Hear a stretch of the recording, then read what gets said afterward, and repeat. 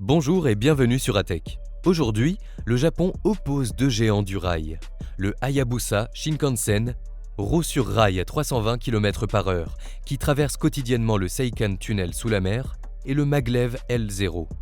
Lévitation magnétique record à 603 km/h, encore en attente de service commercial. Comment le Hayabusa, avec son nez effilé anti-sonic boom, relie Tokyo à Hokkaido en traversant 53 km sous le Tsugaru Strait? Pourquoi le Maglev, promis depuis 2014 pour 2027, subit-il retard après retard jusqu'en 2034? Et quel avenir pour ces technologies qui redessinent les distances au pays du soleil levant? Plongez dans cette course où précision et innovation défient la physique.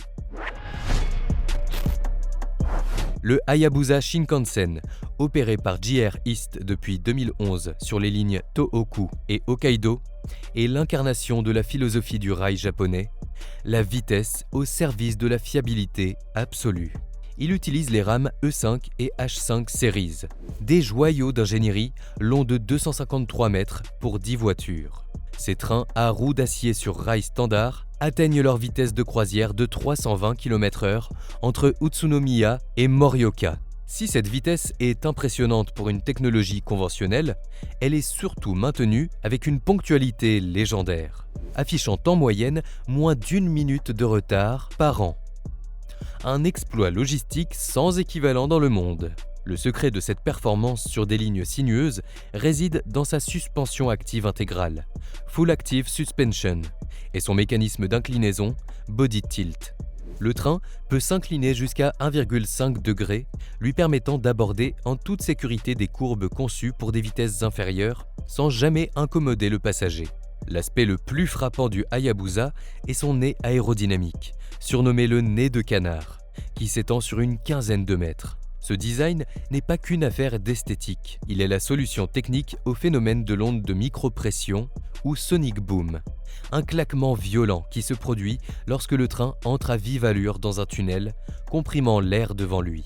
Ce long cône effilé dissipe l'onde de choc de l'air de manière progressive, permettant au train de maintenir sa vitesse tout en réduisant drastiquement les nuisances sonores pour les riverains et les passagers.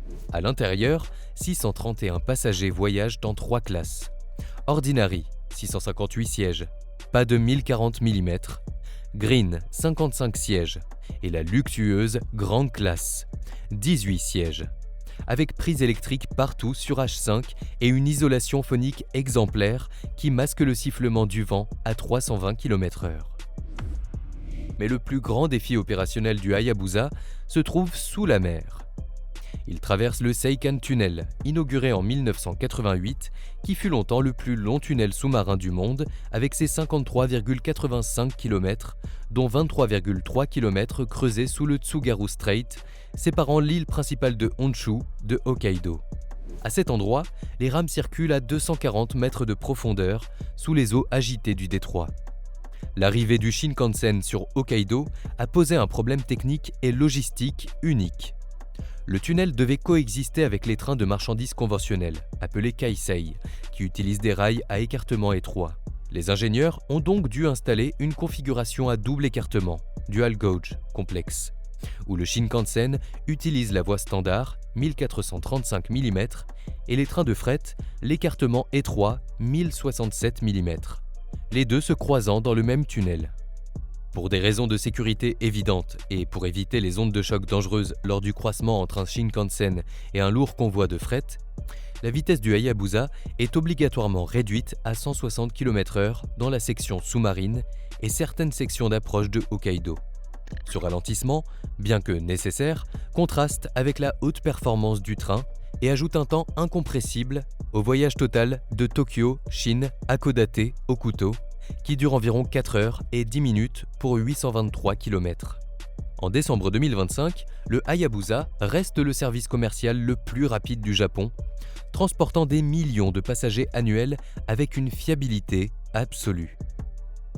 Sa résilience est vitale, car il est équipé d'un système d'alerte sismique précoce qui lui permet de s'arrêter ou de ralentir automatiquement, anticipant les séismes fréquents qui secouent l'archipel.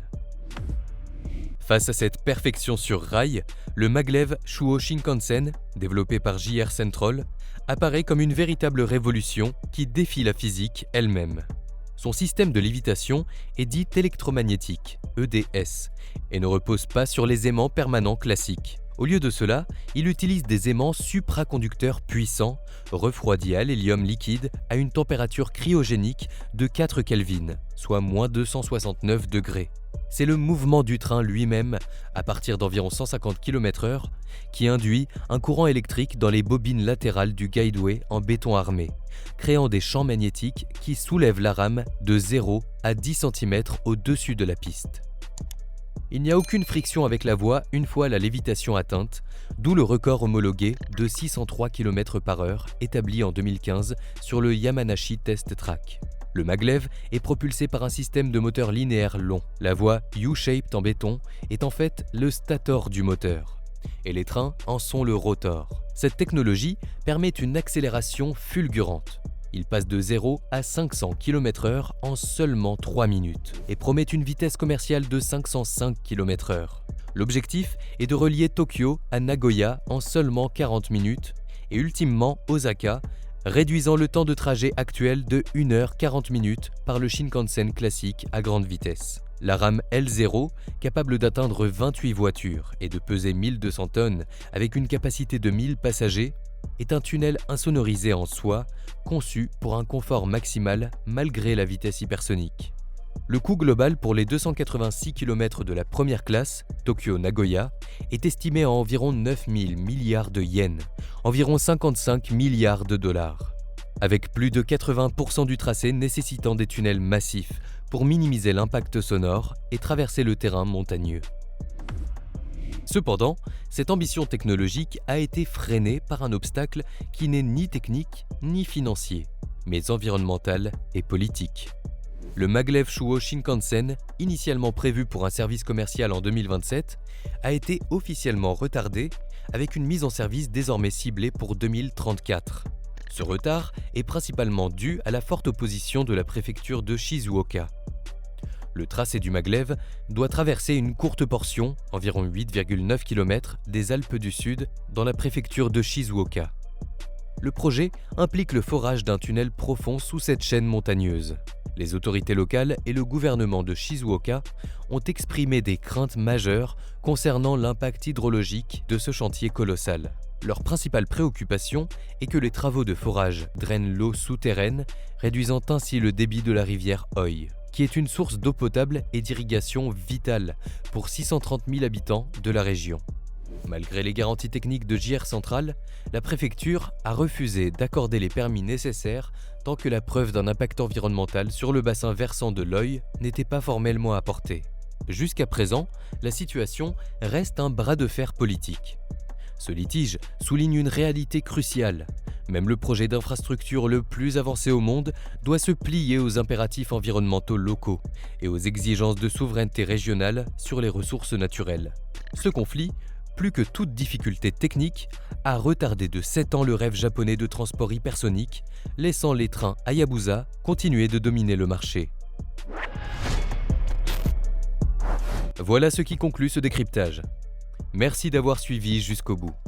Si la vidéo vous a plu, n'hésitez pas à laisser un like et à nous dire en commentaire votre avis sur cette situation.